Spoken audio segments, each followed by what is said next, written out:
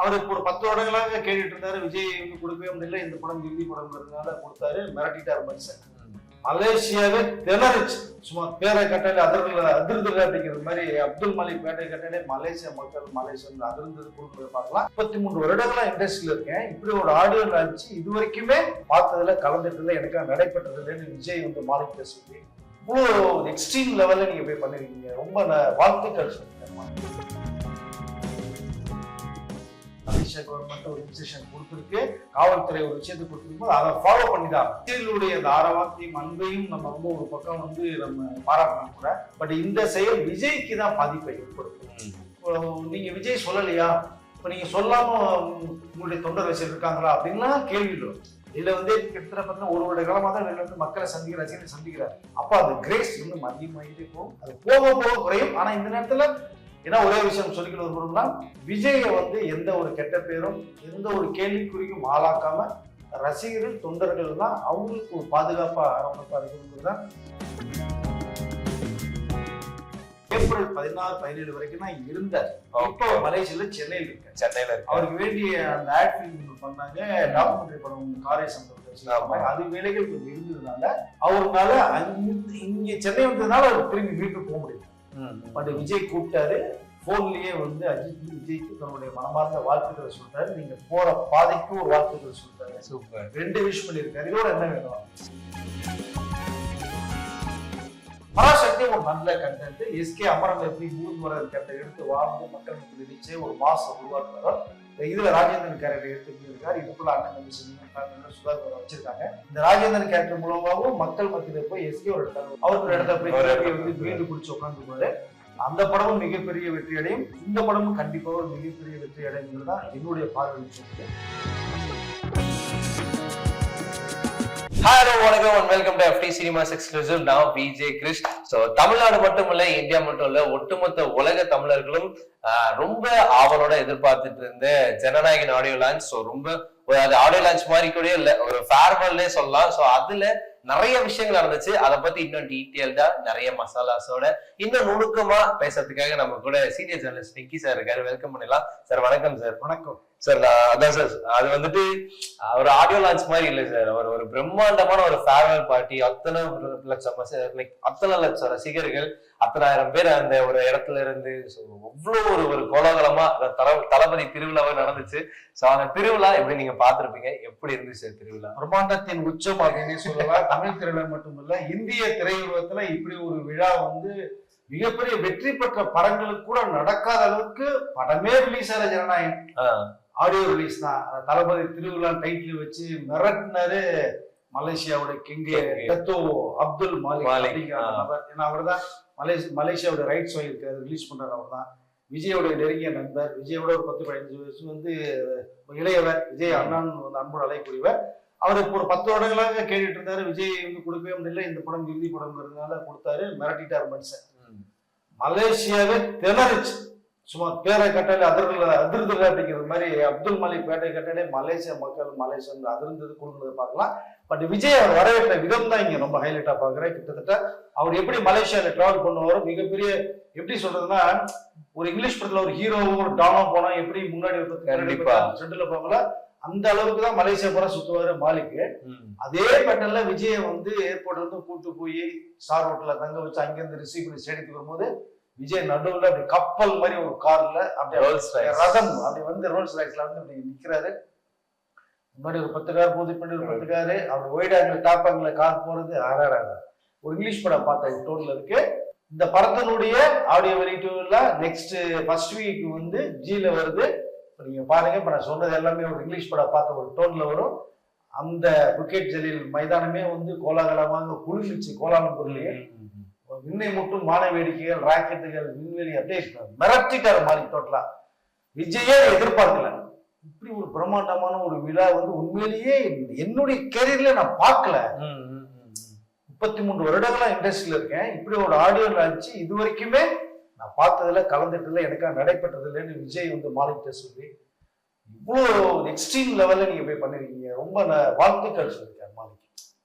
மாலிகர் சொல்லும்போது இது கூட ஒண்ணுமே இல்லையே சார், இன்னும் ஒரு சின்ன ஒரு விஷயம் இருக்கு சார் அப்படின்னாரு. என்ன, ஒரு ஹெலிகாப்டர்ல கூட்டு போறது ஐடியா இருக்கு.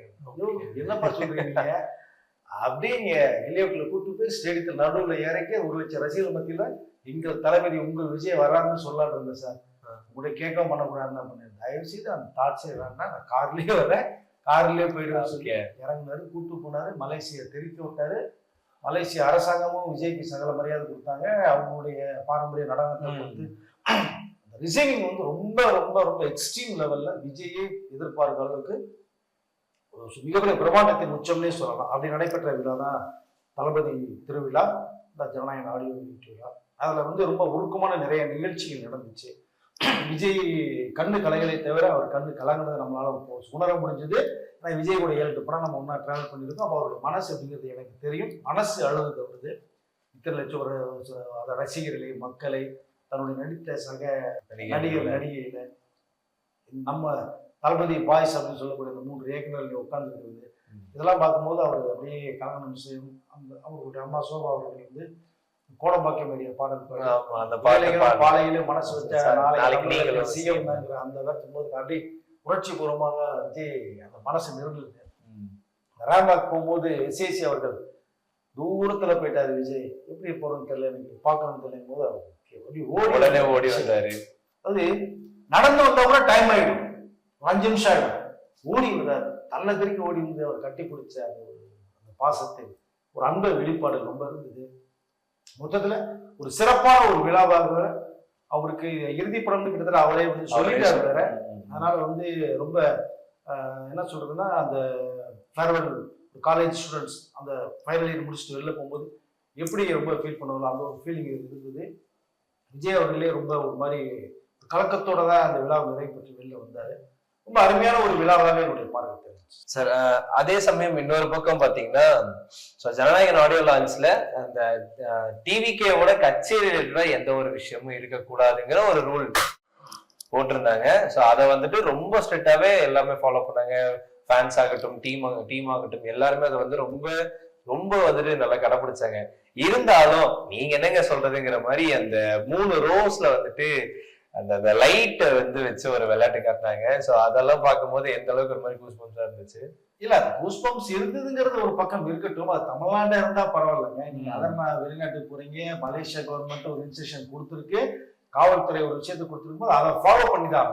ஆமா, ரசிகர்களுடைய அந்த ஆரவாரத்தையும் அன்பையும் நம்ம வந்து ஒரு பக்கம் வந்து நம்ம பாராட்டணும் கூட. பட் இந்த செயல் விஜய்க்கு தான் பாதிப்பை ஏற்படுத்தும். நீங்க விஜய் சொல்லலையா, இப்ப நீங்க சொல்லாம உங்களுடைய தொண்டர் ரசிகர் இருக்காங்களா அப்படின்லாம் கேள்வி வரும். புஷ்பா 2 படம் ரிலீஸ் ஆகி தியேட்டர்ல ஒரு பெண்மணி காலைல 4 மணி 5 மணி காட்சி போய் இறந்தது அல்லு அர்ஜுனா என்ன பொறுப்பே இருக்க முடியும் இல்லையா? ஆனா அல்லு அர்ஜுனா கைது செய்யப்பட்டார் இல்லையா? கண்டிப்பா. அவரை தானே கொஞ்சம் நிப்பாட்டினாங்க. அப்ப அதனால அந்த தலைமை ஏற்பாளர் யாரோ அவரை தான் வந்து பாதிப்புக்கு உள்ளாவாங்க. அதனால இந்த ரசிகர்கள் பண்ணது ஒரு ஆர்வக்கோளாறு தான். பட் அதை உடனே கூட்டு போயிட்டாங்க, வந்திருப்பாரு வேற விஷயம் வச்சுக்கல. ஆனாலும் ரொம்ப கடுமையான ஒரு சட்டம் இருக்குது மலேசியா. அது வந்து நம்ம மக்கள் விளையாட்டு எடுத்துடக்கூடாது. அவரு மலேசியாக்காரால இங்கிருந்து போனவரா என்னங்கிறது சரியா தெரியல. ஆனால் இனி வருங்காலத்துல வந்து விஜய் என்ன சொல்றதோ அதை தொண்டர் ரசிகர்கள் கேட்டு இந்த பார்க்க வேண்டிய ஒரு முக்கியமான விஷயமா நான் பார்க்கிறேன். இந்த ஒரு விஷயம் சார், விஜய் அவர்கள் வந்துட்டு ரசிகர்களா இருக்கிறதா தொண்டர்களா மாறணும். ஏன்னா அது ஒரு காலகட்டத்துல மாறுதாகணும். என்னதான் இருந்தாலும் விஜய் அவர்களை பாக்குறதுக்கான கிரேஸ் வந்து இன்னும் யாருக்கும் குறையலன்னு சொல்லலாம். ஆனா அந்த கிரேஸே வந்துட்டு விஜய் அவர்களுக்கே வந்து ஒரு ஆப்போசிட்டா மாறுற நிலைமை வந்துட்டு இருக்குங்கும் போது அதை எந்த வகையில சரி எப்படி ஒரு நல்ல ஒரு கன்வர்ஷனா பார்க்க முடியுது? கிரேஸ் எப்பவுமே குறையாதுங்க, அது இருக்கிறதுக்கு அதிகமா தான் போகும். இருக்கு எப்பவுமே நாம வந்து கற்பனை கெட்டாத ஒரு கேரக்டர் மைண்ட்ல செட் பண்ணிட்டே இருப்போம். அவர் நேர்ல பார்க்கும்போது என்ன ஆகும், நமக்கு அந்த ஒரு எக்ஸாம்பிள் பார்த்துட்டு இருந்த ஒரு விஜய் அவர் டைலாக் பேசுறது, டூயட் போடுறது, ஃபைட் பண்றது அப்படிங்கிற அந்த ஒரு விஜயம் நேர்ல பார்த்தா எப்படி இருக்கும்? ஓ இவருதான் அவரு, அதுல அப்படி இருந்தாரு இப்படி இருக்காரு அப்படின்னு கையை பிடிக்கிறது, தலையை தொடர்றது, சட்டையை இழுக்கிறது, அந்த ஆர்வக்குள்ளாறு நிறைய இருக்கும். அது போக போகதான் குறையும். இல்ல நம்மள மாதிரிதான் விஜய் மாதிரிதான் நாம, ஆனா அவரு சொல்றாரு அவங்கள மாதிரிதான் நானும் சொல்றாரு. கண்டிப்பா இது கொஞ்சம் செட் ஆகுது, கொஞ்சம் டைம் எடுக்கும். விஜய் தானே வெளியில வர்றாரு, வெளியில வந்து கிட்டத்தட்ட பார்த்தீங்கன்னா 1 வருட காலமா தான் வெளியில வந்து மக்களை ரசிகர்களை சந்திக்கிறாரு. அப்ப அந்த கிரேஸ் இன்னும் அதிகமாகிட்டே போகும், அது போக போக குறையும். ஆனா இந்த நேரத்துல ஏன்னா ஒரே விஷயம் சொல்லிக்கிட்டு வருவோம்னா, விஜயை வந்து எந்த ஒரு கெட்ட பேரும் எந்த ஒரு கேள்விக்குறிக்கும் ஆளாக்காம ரசிகர்கள் தொண்டர்கள் தான் அவங்களுக்கு ஒரு பாதுகாப்பா அரவணைப்பா இருக்கணுங்கிறத நான் சொல்லிக்கொள்ள விரும்புகிறேன். சார் படம் ரீதியா பார்த்தோம் அப்படின்னா விஜய் சாரோட பாய்ஸ், விஜய் அவரோட பாய்ஸ் அப்படின்னு சொல்லிட்டு 3 டேரக்டர்ஸ், நெல்சன், அட்லி, லோகேஷ் கனகராஜ். ஸோ இவங்க 3 பேருமே வந்திருந்தாங்க. அண்ட் இவங்க 3 பேருமே பாத்தீங்க அப்படின்னா சன் பிக்சர்ஸ்ல ஒரு மூவி, ஆளுக்கு ஒரு மூவி அது பற்றி லைன் அப்ல போயிட்டே இருக்கு. ஸோ அதாவது இதை நம்ம ஓப்பன் வேர்டா சொல்லலாம் அப்படின்னாலும் ஒரு பேச்சு இருக்கு என்ன அப்படின்னா, சன் பிக்சர்ஸ் இந்த ரெட் ஜெயின்ட்லாம் வந்துட்டு ஜனநாயகனுக்கு ஒரு ஆப்போசிஷனா வந்து ஒர்க் பண்ணிட்டு இருக்காங்கிற மாதிரி ஒரு தகவல் நிறைய இடத்துல பரவிட்டு இருக்கு. சோ இந்த நிலைமை ரெண்டும் ஆப்போசிட்டா இருக்கு. சோ அங்க ஒர்க் பண்ணிட்டு இருக்க டேரக்டர்ஸ் அண்ட் ஆக்டரா இருக்க அவங்க 3 பேரும் இங்க வந்து விழாவை சிறப்பிச்சிருக்காங்களே, இது இவங்களுக்கு பேக் ஃபயர் ஆகாதா? ஆகாது. ஏன் டிவிக்கு கட்சி விஜயா நீங்க இதை பாக்குறீங்க? சன் பிக்சர்ஸ்ல இப்பதான் ஒர்க் பண்றாங்க இல்லையா? முன்னாடியே விஜய் படத்தை அவர் இயக்குனவர் தான். கரெக்டா? விஜய் வந்து மிகப்பெரிய வாழ்க்கை கொடுத்தவர்கள் அந்த 3 பேருக்குமே, அட்லி, லோகேஷ், நெல்சனுக்கு. இப்ப சன் பிக்சர்ஸ்ல நீங்க சொன்னது மாதிரி 3 பேருமே அவங்களுடைய பேனர்ல படம் பண்ணிட்டு இருக்காங்க. அட்லி டைரக்ட் பண்ணாரு, நெல்சன் டைரக்ட் பண்ணாரு, லோகேஷ் ஹீரோ பண்றாரு. ஆல்ரெடி கூலி பண்ணிட்டார். அப்படி பார்க்கும்போது இது வந்து தன்னுடைய அண்ணனா நினைக்கூடிய விஜயுடைய ஜனநாயக படத்துல கடைசி படம். அவர் வந்து வெளியனுப்புறதுக்கான வேலைகள் தான் 3 பேரும் பண்ணியிருக்காங்க. யாரு தடுத்தாலுமே இந்த 3 பேரும் போயிருப்பாங்க. நான் அப்படிதான் பாக்குறேன். ஏன்னா வளர்த்து விட்டவர் வந்து நீங்க போய் பார்க்கணும் என்னங்க அர்த்தம்? அது வாழ்க்கையில அதை விட மிகப்பெரிய துரோகம் எதுவுமே இருக்காது. சன் பிக்சர்ஸ்க்கும் இது வந்து ஒண்ணு பெரிய தலையீடு ஒண்ணு கிடையாது. அதனால பாதிப்புகள் 3 இயக்குநர்களுக்குமே வராது. கண்டிப்பா வராது. அது வேற, அது வேற. சோ தன்னை வளர்த்து விட்ட ஒரு பெரிய ஆர்டிஸ்ட வந்து பாக்கிறதுக்கு 3 டைரக்டர் கண்டிப்பாங்க. விஜய் இல்லைன்னா அட்லி கிடையாது. கண்டிப்பா. ஆமா, அது அவரே கூட சொல்லிருப்பாரு. நான் இப்ப இருக்கு என்கிட்ட இருக்க எல்லாமே அது விஜய் எனக்கு கொடுத்தது. அந்த விஜய் கொடுத்த 3 படம் ஹிட்னாலதானங்க சன் பிக்சர்ஸ் கூட படம் கொடுக்குறாங்க. லோகேஷ் படம் கொடுத்தாங்க, மாஸ்டர் கூலி பண்ணதுக்கு அப்புறம் தான் கொடுத்தாங்க. ஹீரோவா பேனர்ல பண்றாங்க. இல்ல நெல்சனுக்கு மிகப்பெரிய லைஃப் கொடுத்தாங்க. கண்டிப்பா. அப்புறம் அதனால வந்து அந்த பேக் ஃபயர் எல்லாம் இவங்களுக்கு கண்டிப்பா ஆகாது. இவர்கள் போகலனாதான் இவங்களுக்கு பேக் ஃபயர் ஆயிருக்கும். எங்கடா நீ போல கேள்வி வந்திருக்கும் இல்லையா? இப்போ போனதுனால உங்களுடைய அந்த ரேஞ்ச் உயர்வாதம் பேசப்படும் பார்க்கும். சோ தன்னை வளர்த்து விட்ட ஒரு ஆர்டிஸ்ட பார்க்க போன 3 டைரக்டர். சோ அந்த ரேம்ப்ல ஓடி போய் அண்ணன் வந்துட்டு நான் பார்க்க வந்திருக்கேன் அது இதுன்னு சொல்லி எல்லாம் கட்டி எல்லாம் பிடிச்சா இல்லையா? அண்ட் விஜய் சாரோட கெரியர்ல நிறைய முக்கியமான டேர்னிங் பாயிண்ட நிறைய டைரக்டர்ஸ் வந்து கொடுத்துருந்துருக்காங்க. குறிப்பா ஏர் முருகதாஸ் அவர்கள்லாம் வந்துட்டு துப்பாக்கி தான் வந்து விஜய் சாருக்கு ஒரு கம்பேக்காவே இருந்தது. சோ முருகதாஸ் சார் ஃபங்க்ஷனுக்கு வரல அப்படிங்கிற மாதிரி ஒரு தகவல். அண்ட் நிறைய டைரக்டர்ஸ் அங்க போல, நிறைய டைரக்டர்ஸ் அட்ரஸ் பண்ணலங்கிற ஒரு குற்றச்சாட்டும் இருக்கு. சோ இதை எப்படி பாக்குறீங்க? இல்ல எல்லாத்தையும் அட்ரஸ் பண்ணணும்னா கொஞ்சம் அங்க இருக்கிற சூழ்நிலைகள் பத்தல. 2 டைம் மாதிரி மிட் நைட் ஆகி போச்சு. அவர் எடுத்துட்டு ஒரு 10-15 நிமிஷம் பேசினார். மொத்தத்துல எல்லாருக்குமே ஒரு மனநிலை ஒரு நன்றியை தான் சொல்லியிருக்காரு. அப்ப எல்லாமே இதுக்குள்ள அடங்கும். அப்படி பார்த்தா நீங்க விக்ரமன் எடுத்துக்கணும். ஆமா, கண்டிப்பா. மிகப்பெரிய லைஃப் கொடுத்தவர். எழில் சொல்லணும், துலாபணம் பாக்ஸ் ஆபீஸ்.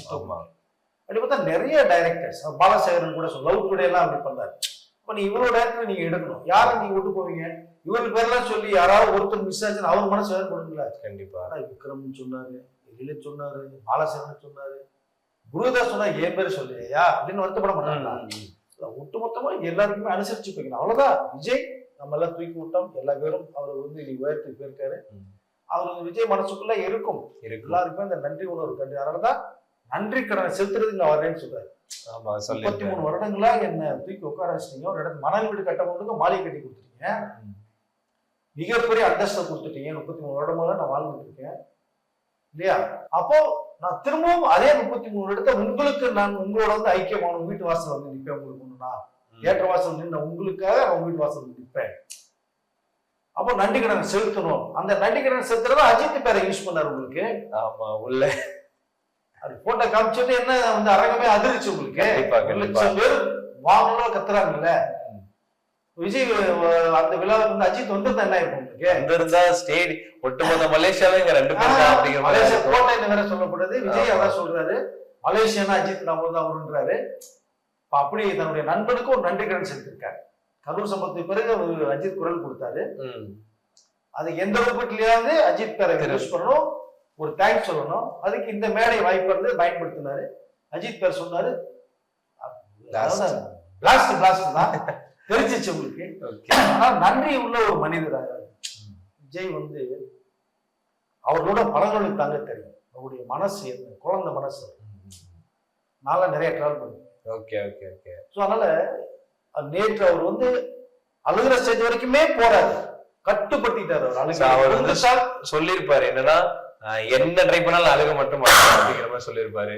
ஸோ அவ்வளவு எமோஷனலான ஒரு சீக்வன்ஸ் எல்லாமே நிறைய பார்த்திருந்தோம். அண்ட் இன்னொரு பக்கம் அஜித் அவர்கள் பத்தின அந்த வீடியோ கிளிப்ஸ் பார்த்திருந்தோம் இல்லையா. அஜித் சார் ஏன் வரல, மலேசியால தானே இருக்காரு, சும்மா ஒரு கெஸ்ட் அப்பியரன்ஸ் கொடுத்துருக்கலாமேங்கிற ஒரு கேள்வியும் நிறைய பேரால கேட்கப்படுது. விஜய் சார் ஆப்வியஸ்லி மலேசியா போயிருந்தாரு அப்படின்னா கண்டிப்பா அஜித் சார்கிட்ட பேசியிருப்பாரு இல்லைங்களா. சோ ஒருவேளை இன்விடேஷன் கொடுக்கலையா இல்ல கூப்பிடலையா, அந்த மாதிரியான ஒரு கேள்விகளும் இருக்கு. அழைப்பெல்லாம் போச்சு. அஜித் சார் வந்து விஜய்க்கு போன்ல வாழ்த்து சொல்லிட்டாரு. அவர் ஏப்ரல் 16-17 வரைக்கும் தான் இங்க இருந்தார். இப்போ மலேசியால சென்னையில இருக்காரு. அவருக்கு வேண்டிய அந்த ஆட் ஃபிலிம் பண்ணாங்க, டாக்குமெண்ட்ரி படம் ஒன்று காரை சம்பந்தப்பட்ட விஷயம், அது வேலைகள் கொஞ்சம் இருந்ததுனால அவருனால இங்க சென்னை வந்ததுனால அவர் திரும்பி வீட்டுக்கு போக முடியல. பட் விஜய் கூப்பிட்டாரு.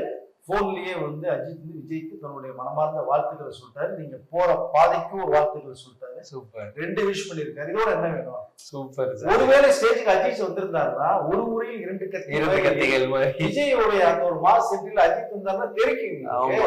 இதுக்கே 1 லட்சம் பேர்பட்ட வந்து உட்காந்துருக்காங்க. அஜித் வந்தா திரும்ப 2 லட்சம் பேர் வருவாங்க. எங்க இடம் இருக்கு உங்களுக்கு?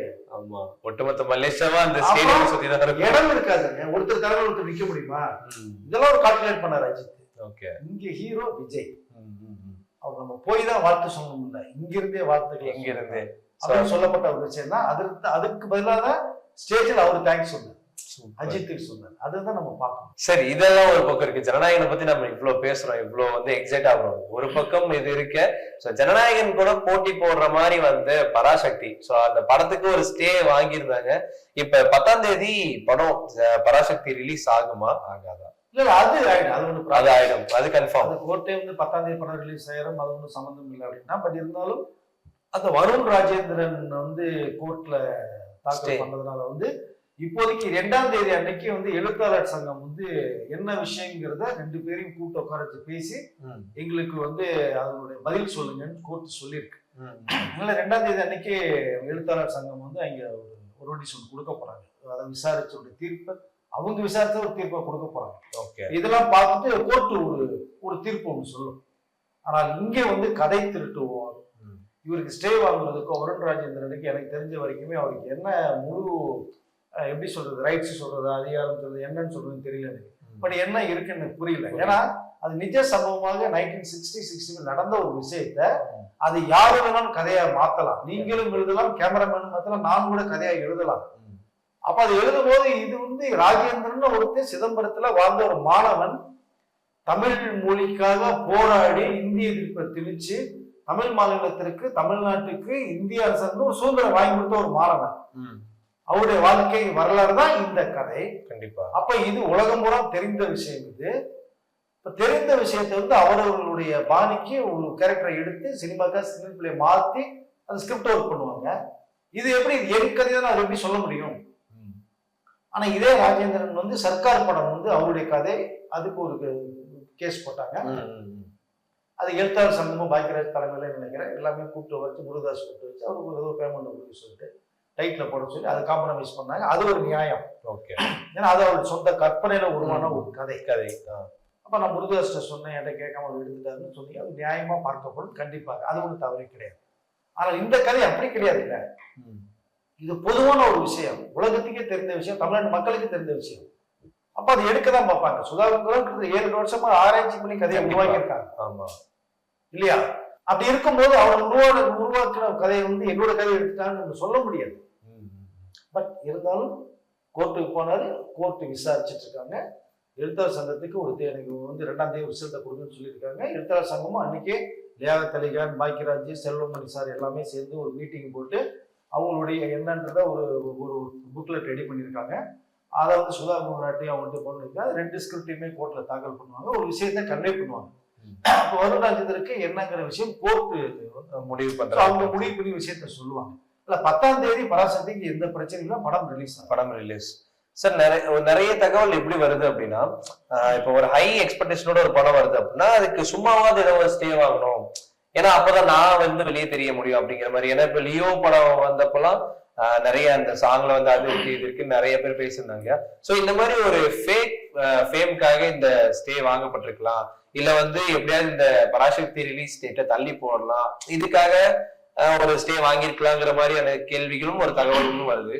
சோ இது எந்த அளவுக்கு உண்மை கூற்றா இருக்கு சார்? இல்ல நீங்க சொல்றது மாதிரி ஒரு ஃபேம் ஆகணும், ஒரு ஃபேக் நியூஸ் கொடுத்து பண்ணணுங்கிற அந்த சில பேரும் இருக்காங்க, அது ஒன்றும் மறுப்பதற்கு இல்லை. ஆனால் வருண் ராஜனை பொறுத்த மட்டுமே அவர் வந்து அசிஸ்டன்ட் டைரக்டரா சபா கிட்ட நினைக்கிறேன் ஒர்க் பண்ணியிருக்காரு, நிறைய படம் ஒர்க் பண்ணியிருக்காரு. கலைஞர் அவர்கள் வந்து பெண் சிங்க படம் பண்ணும்போது அந்த படத்துலயும் அவர் இருக்காரு. கலைஞர் அவருக்கு பேசின ஒரு விஷயமும் இருக்கு. இந்த மாதிரி கதை இருக்கணும்னு எழுதிட்டு வாப்பா பாத்துக்கலாம் அப்படின்னு சொன்னாரு. கதை எழுதி டைலாக் வந்து கலைஞர் அவர்கள் எழுதுற மாதிரி இருந்தது. அப்புறம் உடல்நிலை சரியில்லாதனால தவிர்க்கப்பட்டுச்சு. இதெல்லாம் ஓகே. வருண் ராஜேந்திரனுக்கு இதை திட்டமிட்டு ஒரு ஃபேம் ஆகுங்கிற ஒரு சூழ்நிலை அவருக்கு கண்டிப்பா இருக்காது, இல்லைன்னு நினைக்கிறேன். பட் இதெல்லாம் தன்னுடைய கதையும் போது அவர் எழுதியிருக்காரு, எழுதப்பட்டது உண்மை. ஏன்னா அந்த 60ல அந்த ராஜேந்திர மாணவர் போராட்டம் நடத்தும் போதெல்லாம் இந்த வருடத்தினுடைய அப்பா அதுல இருந்திருக்காரு. இப்ப அந்த நிகழ்ச்சியில சம்பந்தப்பட்ட ஒரு இடத்துல அங்கிருந்து பார்த்தவர்.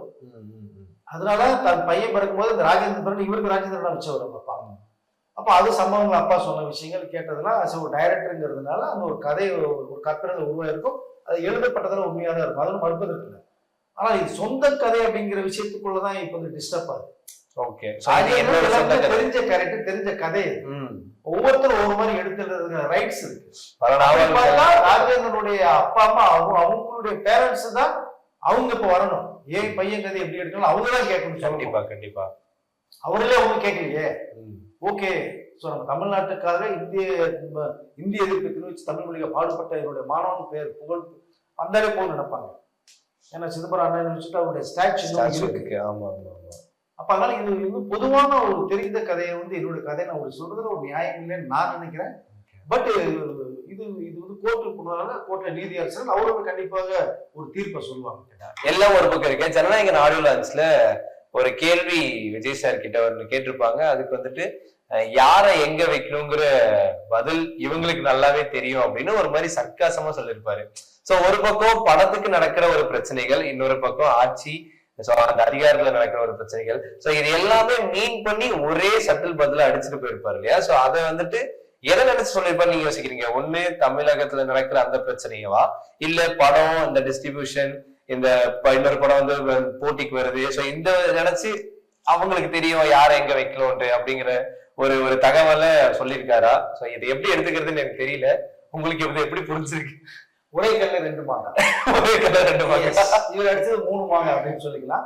பட் அங்க வந்து அந்த ஒரு விஷயத்துல வந்து கண்டிப்பாக வந்து இவர் விட்டு போன இடத்த சிவகார்த்திகேயன் முடிப்பாரா வைப்பாரா அப்படிங்கிறதுக்கு ஒரு ஆன்சர் பண்ணல. மக்கள் முடிவு பண்ணுவாங்க. இதுக்குள்ள அழுத்தமாக இன்னொரு விஷயம் தான் பார்க்கணும். 2026ல தமிழ்நாட்டோட ஆட்சி அதிகாரத்துல யார் அந்த இடத்துக்கு யார் அப்படின்னு சொன்ன ஒரு விஷயம். இங்க நான் பழைய விஜயை நான் பார்த்தேன். அந்த ஒரு சிரிப்பு, ஆனந்தம், அந்த பூரிப்பு, அவர் காமெடி பண்ணது, டான்ஸ் ஆனது, பாட்டு பாடுறது எல்லாம் வந்து பார்க்கும்போது பழைய விஜய் பார்க்க முடிஞ்சு ரொம்ப சந்தோஷமா இருந்துச்சு. ஆனா அவர் மனதுக்குள்ள ரொம்ப வேதனையோட கண் கலங்கி தான் விடைபெற்றாருங்கிற அந்த ஒரு விஷயத்தையும் பார்க்க முடிஞ்சது. கண்டிப்பா. ஸோ அதனால இந்த விஷயங்களை டிராவல் பண்ணும்போது விஜய் சொன்ன விஷயங்கள் வந்து 2 விஷயம்தான். அந்த குட்டி கதை கொடை சொன்னார் ஒரு விஷயம், நான் கொடுத்து துப்பாக்கி எங்கெல்லாம் சுத்தம் திரும்பி என்கிட்ட அந்த ஒரு விஷயம். யார் உட்காரும் போது அது மக்கள் முடிவு, மக்கள் எஜமானர்கள் விஷயத்த சொல்லி அதை ஃபுல் ஸ்டாப் வச்சுட்டார். இவங்க இப்படி எடுத்துக்கலாம், அப்படி எடுத்துக்கலாம். அது எப்படி எடுத்துக்கிறதோ உங்களுடைய பார்வை. சோ மக்கள் கிட்டே அதை விட்டாச்சு. மக்கள் தீர்ப்பு மகேசன் தீர்ப்பு. ஆட்சியர் எடுத்ததுனால 4.25 வருஷம் அப்படி ஆட்சியர்கள் உட்கார்ந்தா கூட கரெக்டா அந்த ஒரு 3-6 மாசம் வந்து துண்டகான துணியரன் தமிழ்ல அத்தனை கட்சியுமே இந்த மக்கள் சந்து பொங்கலாம் தேடி போனோம். இன்னைக்கு சந்து பொந்து திரும்பி 5 வருஷத்துக்கு போய் யாருக்கும் தெரியாது. அப்படி சந்து இருந்ததா, அது மாதிரி பொந்து இருந்ததா, மக்கள் இருந்தாங்களா, தெரு இருந்தான்னு கேட்பாங்க. ஆனா நீங்க தேடி தேடி போவாங்க. எல்லா கட்சியிலுமே, குறிப்பிட்ட ஒரு கட்சி கிடையாது, எல்லா கட்சிகளுமே தேசிய கட்சியில இருந்து தமிழக கட்சியில இருந்து எல்லா பேருமே சந்து புத்துக்கெல்லாம் போய் ஓட்டு கேட்க போவாங்க. அப்ப எல்லாருக்குமே தெரியும். அதனால மக்கள் தான் எஜமானர்கள், திருப்பாளர்கள். அவர்கள் முடிவு பண்றதா ஆட்சியில் உட்கார வைக்கணும். பொறுத்திருந்து பார்க்கலாம் யார் உட்கார வைக்கணும், பொறுத்திருந்து பார்க்கலாம். சார் லாஸ்ட் அண்ட் ஃபைனலா sir, so coming January 9 and January 10. So Jananayagan ஒரு பக்கம், பராசக்தி ஒரு பக்கம். ஜனநாயகன் பராசக்தி எடுத்து ஒரு மாதிரி வருவாரா, இல்ல பராசக்தி ஜனநாயகனா மக்களோட மக்களா சேருவாரா அப்படிங்கிற கேள்வி இருக்கு. சோ எப்படி வரப்போகுது என்ன எதுன்னு சொல்லிட்டீங்கன்னா ஹாப்பியா இருப்பேன். 9ஆம் தேதி ஜனநாயகம் வந்து 10ஆம் தேதி சிவகார்த்திகேயன் படம் வந்து இந்த போட்டிகள் அந்த சர்ச்சைகளுக்கு நம்ம ஒரு முற்றுப்புள்ளி வச்சுட்டு அடுத்த கட்டத்துக்கு போனோம்னா கண்டிப்பா 2 படமே ஒரு சிறந்த படம். விஜய்க்கு தெரிக்கிற அளவுக்கு ஒரு மாஸ் என்டர்டைன்மெண்ட். பல விஜய் படங்களை பார்த்தீங்கன்னா அந்த படத்தெல்லாம் ஒட்டுமொத்தமா ஒரு 10 படத்தை சேர்ந்து ஒரு குடவையில போட்டீங்கன்னா அதெல்லாம் சேர்ந்து ஒரு படம் தான் ஜனநாயகம். அப்படி ஒரு மிரட்டல் பண்ணியிருக்காரு. ஸோ பெரிய ஒரு வெற்றியும் வசூல் சாதனையும் கண்டிப்பாக அந்த படம் அடிச்சு தூள் பண்ணும். ஒரு மாற்று கருத்தே இல்லை. பராசக்தி ஒரு நல்ல கண்டென்ட். எஸ்கே அமரன் எப்படி மூந்து வர கேரக்டர் எடுத்து வாழ்ந்து மக்கள் மத்தியில் ரீச்சு ஒரு மாசம் உருவாக்குறாரோ, இதுல ராஜேந்திரன் கேரக்டர் எடுத்து போயிருக்காரு. இதுக்குள்ள அண்ணன் தம்பி சென்டிமெண்ட் ஃபேமிலியில சுதாகர் வச்சிருக்காங்க. இந்த ராஜேந்திரன் கேரக்டர் மூலமாகவும் மக்கள் மத்தியில போய் எஸ்கே ஒரு இடத்துல அவர்கள் இடத்த போய் வந்து மீண்டு பிடிச்சி உட்காந்துக்குவாரு. அந்த படமும் மிகப்பெரிய வெற்றி அடையும். இந்த படமும் கண்டிப்பாக ஒரு மிகப்பெரிய வெற்றி அடைங்கிறது தான் என்னுடைய பார்வையில் இருக்குது. ஒட்டுமொத்தமாக எல்லா அரசியலும் சேர்ந்து ஒரு படத்தை வெற்றி படமாக தயாரிப்பாளர் பாவம் கோடிகளை வட்டிக்கு வாங்கி அவர்கள் வாழ வேண்டும், டிஸ்ட்ரிபியூட்டர் வாழ வேண்டும். மொத்தத்தில் சுருக்கமா சொல்ல போனோம்னா அப்படிதான் நான் பார்க்கிறேன். போட்டிகள் இருக்கட்டும், ஆரோக்கியமான போட்டிகள் இருக்கட்டும், தப்பே கிடையாது. அவர்கள் விரும்புகிற தன்னுடைய விருப்பப்பட்ட அண்ணன் தலைவர் தலைமைன்னு சொல்லக்கூடிய யாராக இருந்தாலுமே அந்த படம் வெற்றி படணும், எஸ்கே படமும் வெற்றி அடையணும் அப்படிங்கிறத நான் நினைக்கிறேன். சொல்லுங்க. Super sir. சோ வெயிட் பண்ணி பார்க்கலாம் சார். துப்பாக்கி லோடடா உள்ள கொடுத்து அந்த துப்பாக்கி யூஸ் ஆகுதா இல்ல கொடுத்தவர் கைக்கே திரும்ப போகுதா அப்படிங்கறத வெயிட் பண்ணி பார்க்கலாம். ரொம்ப நன்றி சார்.